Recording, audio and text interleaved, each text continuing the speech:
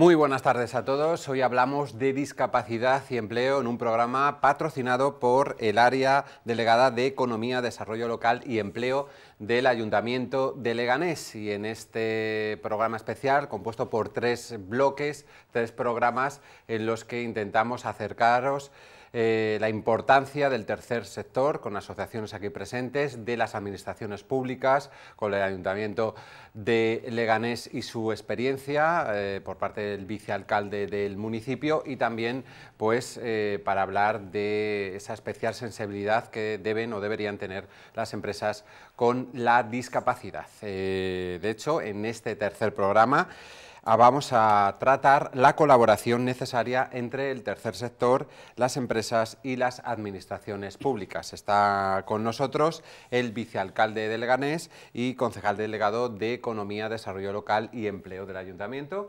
Muy buenas tardes, Enrique Morago. ¿Qué tal estás? Buenas tardes y muchas gracias. Gracias por estar con nosotros una vez más. También presento a José Antonio Villaverde, director de Promoción Económica del Ayuntamiento de Leganés. Hola, buenas tardes. Muy buenas tardes, gracias por estar con nosotros y aportarnos toda tu experiencia en este área. También con nosotros Miriam Ayala, ya la conocéis de los dos programas anteriores. Ella es directora general de la asociación Avante 3. ¿Qué tal estás? Julio, buenas tardes. Muy buenas tardes. Y con nosotros también este tercer programa, Manuel Moreno, director de Empleo y Nuevos Mercados de la Fundación AMAS. En el programa anterior recopilamos y preguntamos a los representantes del tercer sector por la labor de sus asociaciones, de sus fundaciones. Por supuesto que ahora también podéis ir detallando como queráis lo que hacéis, vuestra importante labor, pero nos vamos a centrar en esa relación con el tercer sector, qué ocurre, cómo ayuda la administración local en la integración de las personas con discapacidad. Enrique. Bueno, hay una evidencia, y es que el nexo de unión en ocasiones con el tejido social, por así decirlo, el colectivo social, en este caso de colectivos como las fundaciones que nos acompañan, no es otro el mecanismo de unión, el vaso comunicante que no sea la administración. Claro. Entonces nosotros tenemos que estar continuamente poniendo de manifiesto su existencia y, como siempre, ensalzando lo que hacen, porque además, desde el punto de vista ya no de la inclusión al 100%, que ya es difícil que a una persona demandante de empleo que no tiene unas connotaciones o unas condicionantes históricos más allá que su pérdida del empleo, ya cuesta en ocasiones, en función de la franja de edad, el poder estar ahí, el poder canalizarlo o poderlo guiar para que vuelva a incorporarse a ese mercado de trabajo. Pues si encima lo ponemos en el contexto de la inclusión, de la discapacidad, desde luego no es todo un camino de flores ni un camino digamos de virtudes, ¿no? Desde el punto de vista de las administraciones, insisto, nosotros tenemos que decirles al resto de la sociedad que ellos están aquí, que son unos colectivos en los que nosotros tenemos que preguntarles de qué manera les podemos ayudar, no que ellos se adapten a nuestros modelos de ciudad, sino hay que preguntarles de qué manera podemos ayudarles. Hay que decirles que en un momento determinado, bueno, pues una ciudad como es la ciudad de Leganés, hay que decirles a todo el tejido empresarial, 190 y tantos mil habitantes, 191.000, entre periféricos, estudiantes y demás, superamos los 200.000. Hay que decirles que tenemos personas que están deseando de participar de la vida social, que están deseando de contribuir y que históricamente no han tenido el reconocimiento que deberían de tener por una serie de condicionantes menores. No podemos echar media vida en este país diciendo de si sacamos una ley para una cuestión menor o mayor y sin embargo no estamos siendo inclusivos. Desde el punto de vista del empleo, todavía nos queda muchísimo por hacer, porque además lo poco que se está haciendo desde la inclusión lo están haciendo ellos. Sí. Lo están haciendo ellos, con lo cual lo que tenemos que hacer es seguir preguntándoles y seguir evolucionando con esas medidas predictivas y esas medidas preventivas para poderlo poner de relieve y hacer una inclusión 100%. Conoce José Antonio muy bien los programas específicos para empleo de personas con discapacidad, porque gestionaste algunos con fondos europeos. Sí, hombre, indudablemente yo creo que la evolución que ha habido desde hace tantos años como las organizaciones que aquí están hasta ahora, pues ha dado tiempo para poner en marcha muchas experiencias, es decir, se empezaban con cursos formativos específicamente para personas con discapacidad, los integrábamos a través de ciertos programas de empleo que hacíamos los propios ayuntamientos, igual que seguimos haciendo hoy con programas de empleo y formación, donde también reservamos una parte para personas con discapacidad. Lo que pasa es que el mundo de la discapacidad es muy amplio, es decir, aquí lo estamos cerniendo a la discapacidad intelectual, que es una discapacidad además muy específica, donde la tasa de actividad, la tasa de paro, la inserción laboral es mucho más complicada, porque claro, con una discapacidad del 70, del 80%, y además de carácter intelectual, pues es mucho más complicado. Pero el mundo de las discapacidades es la discapacidad física, que tiene otra serie que son barreras arquitectónicas o adaptación del puesto de trabajo, la discapacidad sensorial, es decir, ciegos, sordos, etcétera, ¿no?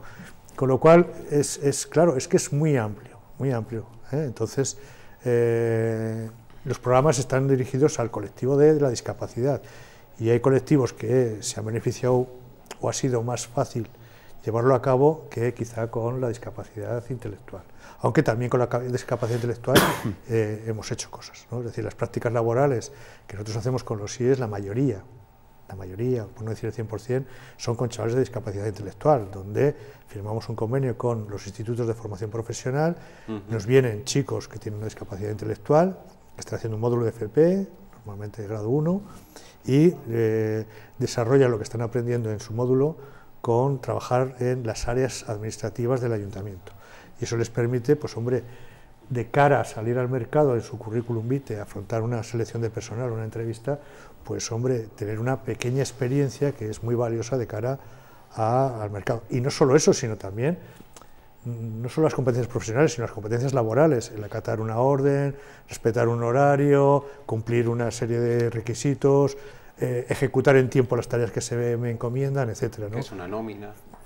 Pero, sí, exactamente, sí, pero la emancipación, cuando hablamos de normalización, la emancipación la quieren todos, porque el empleo lo que te da es la autonomía personal. Por supuesto. Entonces, claro, si las personas que no tienen discapacidad, eso es un objetivo prioritario, pues hombre, unas personas que salen con unas ciertas barreras añadidas, pues hombre, el camino es mucho más tortuoso, más difícil, más complicado y más largo en el tiempo. Pero ahí las administraciones hacemos lo que podemos. Y luego experiencias hemos tenido con programas europeos, que si quieres lo volvemos a hablar más despacio después, porque no sea que cuando termine se haya acabado el programa. No, luego te preguntamos, José Antonio. Ahora quiero hablar con los representantes del tercer sector, con Manuel Moreno, de la Fundación AMAS. ¿Cómo os financiáis? ¿Llegan voluntarios a vuestra fundación? ¿Cómo tenéis? La financiación principalmente por parte de la Fundación viene ligada a los contratos públicos que tenemos firmados, sobre todo lo que tiene que ver con la gestión de plazas públicas en centros ocupacionales o en residencias, y luego la otra parte de la financiación, lo que tiene que ver con el empleo, lo que tiene que ver con pues nosotros al final tenemos un centro especial de empleo, sí que una parte de nuestra organización se dedica a promover el empleo desde la propia desarrollo de la actividad, y lo hacemos a través de un modelo de centro especial de empleo. Entonces, ahí evidentemente al final ahí la financiación tiene que ver principalmente con la propia actividad, que tiene que ver que trabajas para empresas o trabajas con empresas, de la mano de empresas, y luego evidentemente con las propias subvenciones digamos ligadas al modelo de centro especial de empleo, ¿no? Que hay unas subvenciones públicas que promueven y ayudan, ¿no? a la empleabilidad de personas con discapacidad. Nosotros al final, digamos que de lo que tiene que ver con el empleo de las personas con discapacidad, sobre todo lo que tiene que ver con las administraciones públicas, lo que al final hay que seguir trabajando y seguir trabajando mucho con las administraciones públicas, tiene que ver con el empleo público. Creo que el empleo público es una falta, ¿no? Pero hay un porcentaje, ¿no? Sí, hay obligatorio, yo no sé si se cumple. Hay una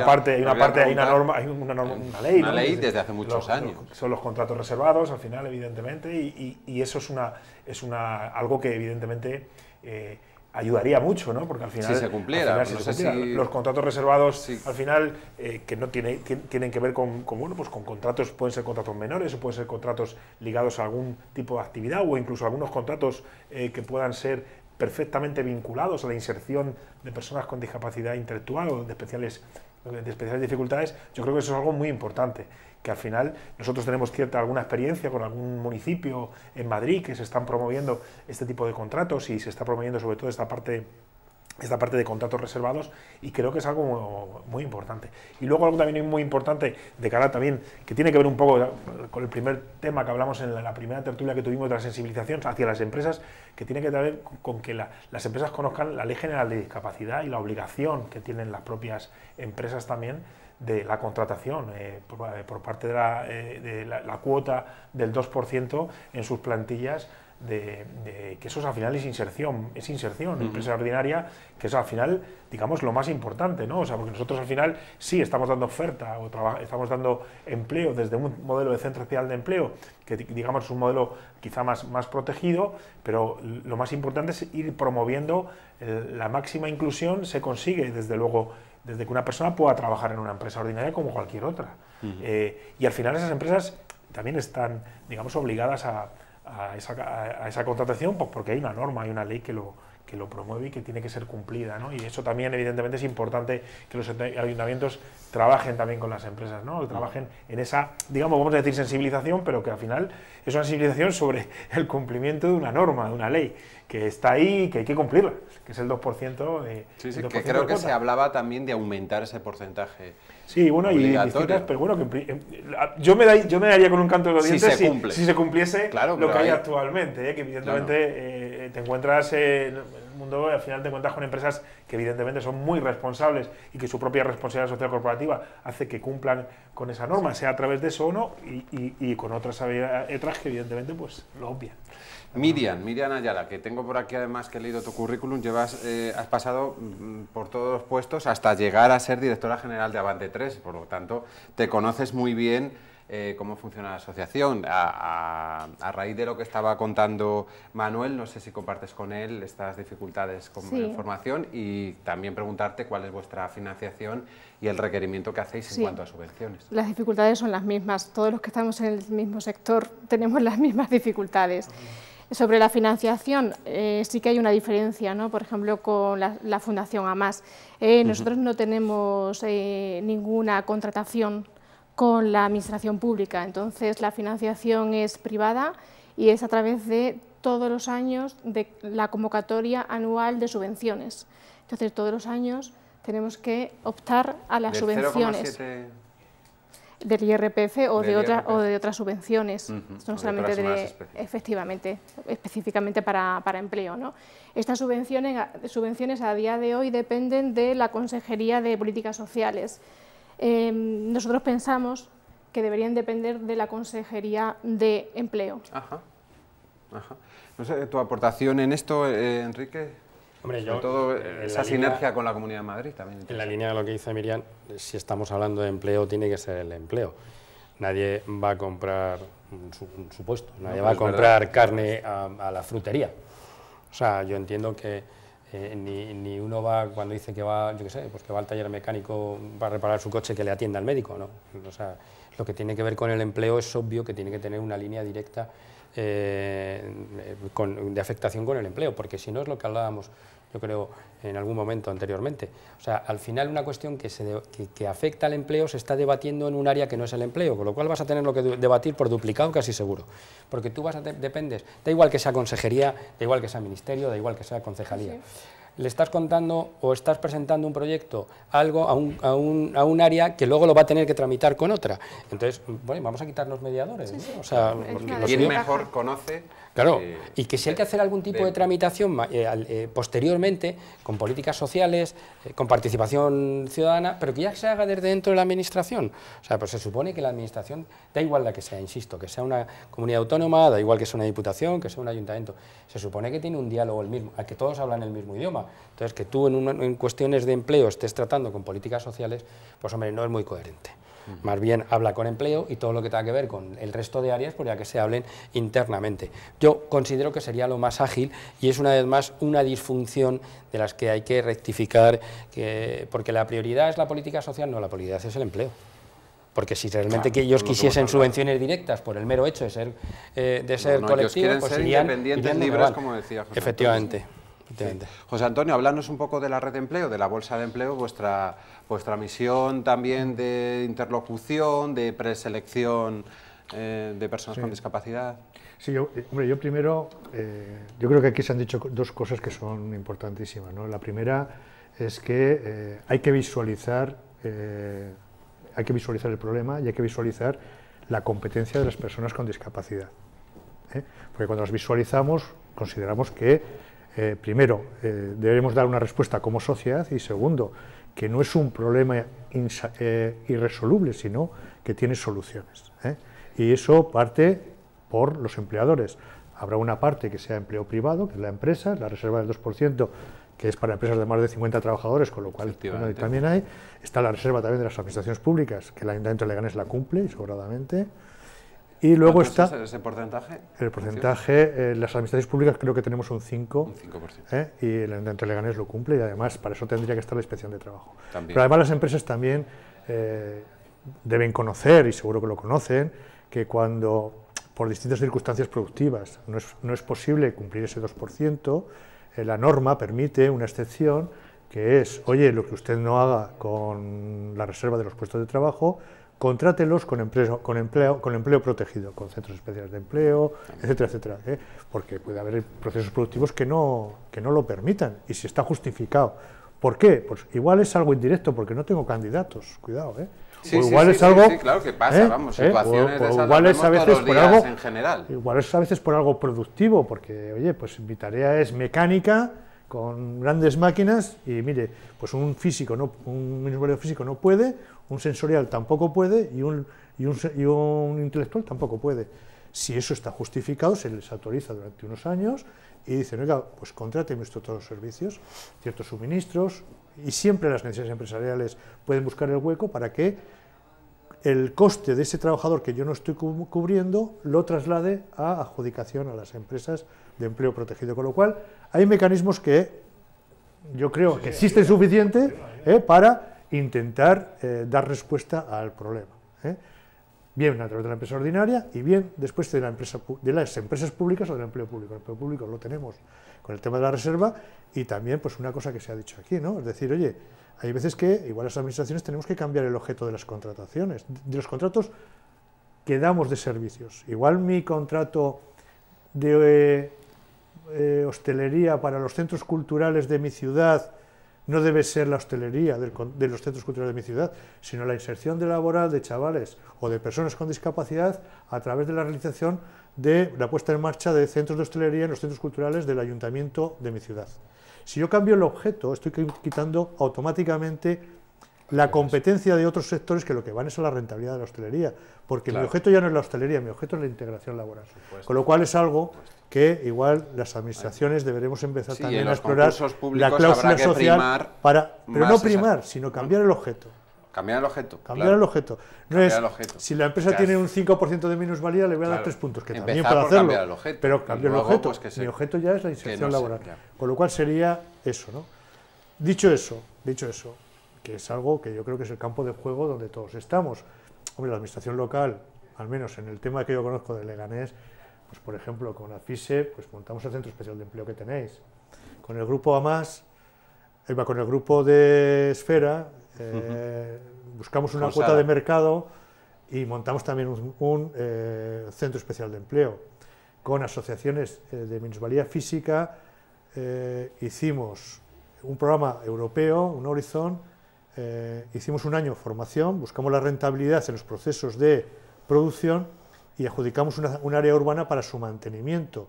Y lo hicimos a través, después, de una cooperativa como era Lechos, que la tutelaba, para evitar que luego viniese una gran empresa, se quedase con el Centro Especial de Empleo y lo que habíamos creado como una iniciativa de empleo se convirtiese en algo que no era lo querido, ¿no? Lucrativo. Básicamente, hablamos, es muy interesante, José Antonio, pero puedes acaparar todo este debate tú solo, porque tienes mucho que contarnos, pero quería preguntarle a Miriam, hablando de empresas, ya habéis en programas anteriores planteado al ayuntamiento vuestras necesidades, pero también quiero que a las empresas les ruegues desde aquí o les conmines a cambiar ciertas cuestiones para poder llegar a conseguir esa inserción laboral plena de las personas con discapacidad intelectual. Bueno, a mí me gustaría decir en ese sentido dos cosas.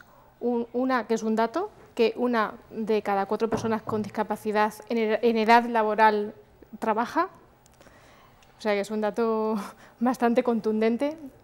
Y otra, que el 66% del empleo se genera en la empresa privada, frente al 24% que se genera en la administración pública, ¿no? Entonces, ese 66% que se genera en la empresa privada es fundamental que en este momento, dentro de lo que es las empresas, de los comités de empresa, dentro de sus objetivos, incluyan en sus planes estratégicos la inclusión y la diversidad. Igual que existen planes estratégicos de igualdad entre hombres y mujeres, también vayan incluyendo la perspectiva de diversidad. Efectivamente, ¿no? Para que las personas con discapacidad y otro tipo de discapacidades tengan igualdad de oportunidades dentro de la empresa privada. Pero yo creo que es fundamental que la empresa, dentro de su plan estratégico, marque como objetivo la inclusión.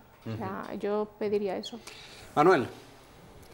Bueno, yo en creo estas que pequeñas empresas, dirigida ya. Las empresas, bueno, un poco Miriam ha dado un poco la clave, ¿no? Al final, evidentemente, lo que he dicho un poco antes, tenemos que, de alguna manera, sensibilizarlas para que se acabe cumpliendo realmente la Ley General de Discapacidad y eso sea algo que bueno, si evidentemente pudiéramos fomentar que eso se cumpliese, estaríamos hablando seguramente de otra cosa, ¿no? Yo creo que al final sí que tenemos ahí un vacío. Creo que hay una parte muy importante que además tienen que forzar las administraciones, que es al final vuelvo a decir, ese punto de sensibilización. Claro. Y yo creo que al final, digamos que sí, bueno, esto hay que machacarlo, es un tema a machacar, y creo que bueno, que las empresas al final, creo que sí que hay un cambio, o sea, creo que hay un cambio, y evidentemente sí que nosotros hemos percibido un cambio, digamos, a la hora de promover el empleo,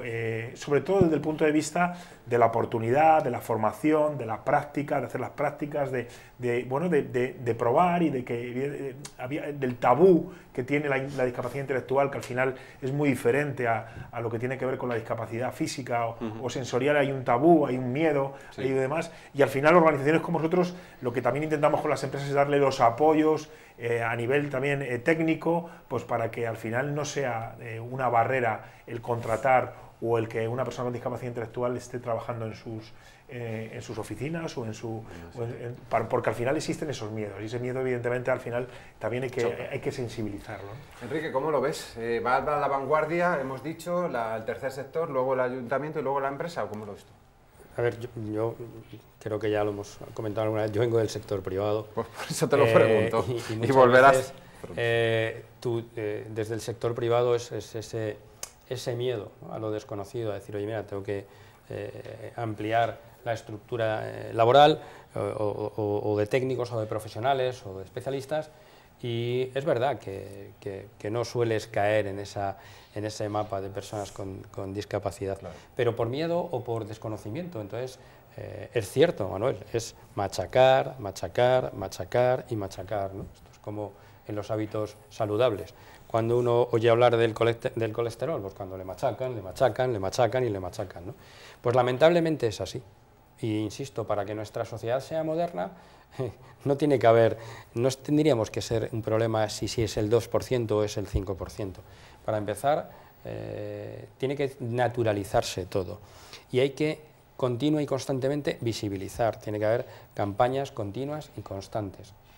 Es verdad también, en la línea de lo que decía José Antonio, que dentro de los programas que tú puedes hacer desde la administración pública, ha puesto incluso también Miriam un ejemplo, 1 de cada 4 personas, el 25%. El 75%, yo no me quedo con que lo efectivo es un 25%, yo me quedo con que en el 75% se queda fuera. Hay un 75% claro, de paro. Efectivamente, con lo cual eso quiere decir que existe un punto de desequilibrio social muy grande, a la población y general. sigo insistiendo que las administraciones y la sociedad tiene que evolucionar. Cuando estuviésemos hablando de indicadores más o menos equilibrados, con independencia de la persona que se ve afectada por el desempleo, pues en un momento determinado, bueno, pues yo podría llegar y decir, oye, es que mi sociedad se está estabilizando. Pero hay una cosa más grave, y es que ese 75% o ese 25%, estamos hablando de que es su primer trabajo. ¿vale? Con lo cual, cuidado, que estamos hablando también de datos que hay que profundizar, que hay que analizar y que tienen que ser robustos y que hay que ponerles ejes y pilares fundamentales. Me quedo que el 25%, posiblemente, de ese 25%, esa persona, una de cada 4, su primer trabajo, y que se quedan fuera un 75%. Hay mucho por hacer. Bueno, pues tenemos lamentablemente que terminar, tenemos 30 segundos para cada participante. José Antonio, haz un balance, resume lo que quieras decir. Hombre, yo quisiera lanzar un mensaje optimista, es decir, hace 30 años en nuestra área empezábamos con otro colectivo como mujeres conductoras de autobuses con la empresa Ruiz. Y nos dijeron, qué barbaridad. Y hoy en día tenemos mujeres que conducen autobuses, sí, taxis, etc. Hicimos experiencias también con colectivos minusválidos trabajando de discapacidad, trabajando también en empresas, que también era algo excepcional, y ahí están, y ahí siguen. Y montamos Suma 2000, que creó 80 puestos de trabajo y creamos centros especiales de empleo, con lo cual la tarea es complicada, es un camino difícil, pero estamos mucho mejor que hace 30 años y seguramente dentro de 20 años estaremos también muchísimo mejor. Miriam. Pues a mí me gustaría decir varias cosas. Por un lado, que como mi compañero soy optimista. Además, creo que cada vez estamos más preparados para los nuevos retos. Creo que yo confío tanto en la sociedad como en la administración, como sobre todo confío en las personas, fundamentalmente, y en el tejido empresarial también. Entonces yo creo que esto es cuestión de tiempo y de confianza y que vamos a estar ahí, lo tengo claro. Manuel. Pues un poco más lo mismo. Yo creo que sí, que evidentemente que la sociedad está evolucionando, que la persona con discapacidad intelectual ya no está escondida, que ya evidentemente cada vez es una persona que está en una inclusión plena, y evidentemente lo conseguiremos al 100% cuando consigan un empleo, cuando consigan una independencia, cuando consigan, y eso yo creo que estamos en el camino. Creo que el futuro es ese, no es otro, y al final la normalización sea que no existan ni estos debates, o sea, que no existan estos debates, efectivamente. No tengamos ni que hablar de... Enrique, cerramos contigo. Simplemente darles las gracias por lo que históricamente están haciendo, poner en valor también dentro de esa digamos, exposición histórica que ha hecho en este caso José Antonio, de todo lo que en un momento determinado la trayectoria que se ha hecho desde el Ayuntamiento de Leganés. Bien, es cierto que hay que ponerlo en valor, pero lo más importante, agradecer lo que estáis haciendo, seguir pidiendo paciencia y hay que incidir. Muchísimas gracias, de verdad. Pues muchas gracias a los cuatro, a Enrique Morago, vicealcalde de Leganés y concejal delegado de Empleo, Desarrollo Local y Empleo y Economía, por estar aquí con nosotros. Muchísimas gracias a vosotros. También a José Antonio Villaverde, director de Promoción Económica del Ayuntamiento de Leganés, por contarnos todas tus experiencias ya de largo, desde las conductoras hasta ahora. También con nosotros agradecidos a Miriam Ayala Rodríguez, directora general de la Asociación Avance 3, por todo lo que estáis haciendo, muchísimas gracias, y también a Manuel Moreno, director de Empleo y Nuevos Mercados de la Fundación AMAS, a seguir muchos años con esta importante labor. Sobre todo también agradecer al Ayuntamiento de Leganés, porque es un programa patrocinado, estos 3 programas sobre discapacidad y empleo, por el área delegada de Economía, Desarrollo Local y Empleo de Leganés. Muchísimas gracias a todos por traernos y trasladar a los espectadores la importancia, la sensibilización con las personas con discapacidad intelectual, sus retos, sus problemas y su futuro, que es lo más importante, su futuro. Muchísimas gracias a todos.